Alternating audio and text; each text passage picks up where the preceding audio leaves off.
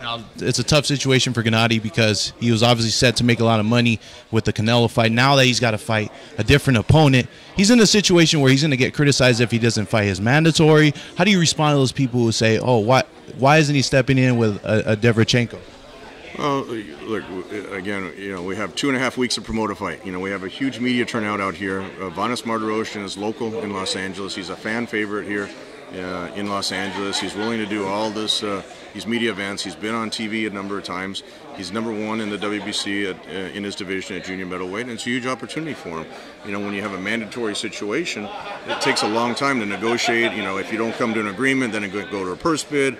There's a lot of different factors involved, and in this particular situation, everything changed. Whether it was going from HBO pay-per-view to HBO and going to a smaller arena now, so really the whole fundamentals changed. And Vanes, to his credit, really stepped up and has embraced this opportunity. It's a huge opportunity for him. If he beats Triple G, all of a sudden he's on the top of the sport of boxing, and you can never count out someone like Vanes because he's so motivated. And Triple G has to be 100% focused because of all the things that went on with Canelo. He's got to be focused. What's going to happen? Last question for me, Tom. You personally, how long do you think Triple G has? At this level. Do you feel he's got a couple more years at this level? Personally, how long do you think he'll still be able to perform at this level? With his punching power, he's got the equalizer, whether it's in the first round or the 12th round. He's got the equalizer, and he trains very hard. He lives very healthy.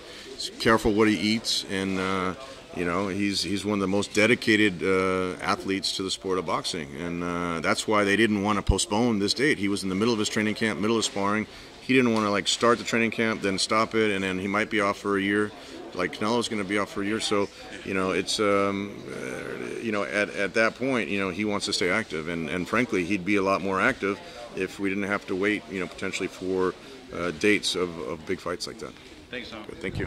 The voice of the people, the Boxing Voice. Make sure you subscribe to our YouTube channel and hit the bell icon to get notified anytime one of our videos drops.